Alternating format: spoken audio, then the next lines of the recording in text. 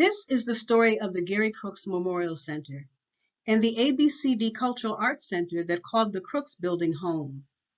But before the Gary Crooks Memorial Center and the agencies that occupied it, there was a boy. His name was Gary Crooks, and his tragic death became the reason that there is a memorial center at all. Gary Crooks, an 8-year-old boy, was no different than other children who play in their neighborhoods. For Gary, backyard was the common area of the P.T. Barnum projects and its surrounding area. He lived there with his parents and siblings. In April of 1970, Gary went out to play with his brother and a friend, as children do. In Gary's neighborhood stood an unfenced, unguarded settling tank belonging to a sewage plant. While running and playing along the tank wall, Gary slipped and fell and drowned. Massive protests led by the residents of PT called for better living conditions and safe areas for children to learn and play. 4 years later, the Gary Crooks Memorial Center opened with Mrs. James Crooks in attendance. On that day, it was dedicated to, in quotes, many successful years of community service, end quote, by then HUD Area Office Director Lawrence B. Thompson. The nearly $500,000 property was expected to be home to the ABCD West End office, ABCD Family Planning Unit, Greater Bridgeport Community Mental Health Center, Hall Neighborhood House Youth Outreach and Prevention Center, a nutrition education program, Project OWN, Public Health Nursing Services, a Senior Citizen Center, SADA, which stands for Spanish American Development Agency, and the Crown Jewel, the Cultural Arts Center. The agencies and programs were complementary and served the public. Gary Crooks Memorial Center was truly a center for the community. Witness the recollection of Cyril Lamont Williams, who was interviewed in 2016. Mr. Williams was around 7 years old on a summer Saturday morning when he accidentally discovered the Art Center at its home in the Gary Crooks Memorial Center. Williams, a resident of the P.T. Barnum housing projects, was looking for the summer lunch program he'd attended for the last 2 years, only to be informed that meals were served on weekdays only. He recollects being met at the door by Wendy Bridgeport, a visual arts instructor who invited him in to listen to an African drumming lesson. Drumming instructor Ralph Williams, no relation to Cyril, and soon after piano and percussion instructor Jami Allende, influenced, encouraged, and taught a boy who would later attend the Berklee School of Music and become a professional musician. Their influence and guidance extended past the active years of the Arts Center.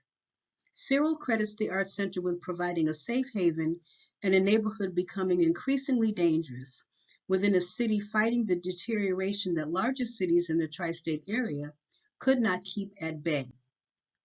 During its most productive years, the Arts Center was a creative, cultural, social, and political space that flourished. It was far more than a place to learn art, photography, and music. The new space had discrete classrooms, large workspaces, a dark room, offices, and a kitchen. Drawing, painting, sculpture, photography, music, dance, cooking, and movie screenings were just some of the many activities offered. A student might go outdoor camping, visit a museum in New York, or attend a concert in the park. The move to the Gary Crooks Center increased the attendance of nearby residents and attracted the interest of adults who wanted to experience what the neighborhood children were doing. Throughout the 1970s and into the 80s, the Arts Center maintained its character as a vibrant and relevant place for the engagement of arts and ideas.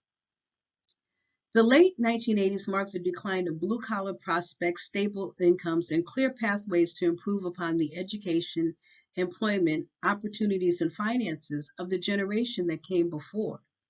Like so many cities in America, large and small, the combined effects of disappearing working-class jobs and an aggressively growing drug epidemic created a climate of increased poverty, addiction, poor health, failed public education, unsafe areas, and escalation of violent crime.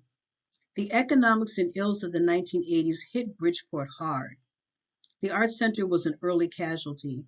Severely limited funding, decreased staffing, and a population of young people heading off to college and jobs, or gravitating to the supply and demand of crack cocaine, turned the Art Center into a shadow of its former self.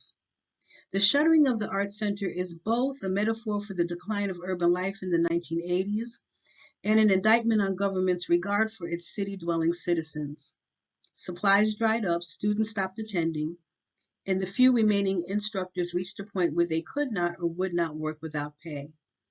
Approximately 15 years after its brilliant beginning, the Arts Center slowly became one more victim in the statistical analysis on the impact drugs, crime, no funding, and even less care can have on a vulnerable community.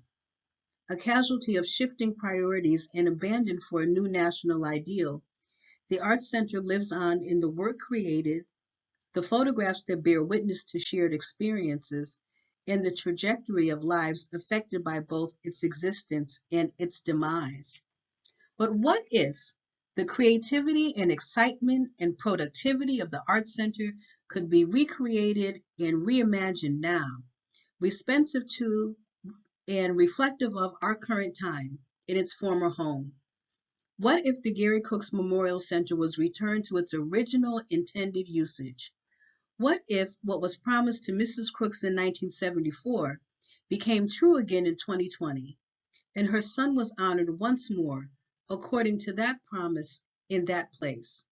What if arts, education, and cultural pursuits located in one building were accessible to the entire community? What if we, the community, could help the Gary Crooks Memorial Center live up to its name?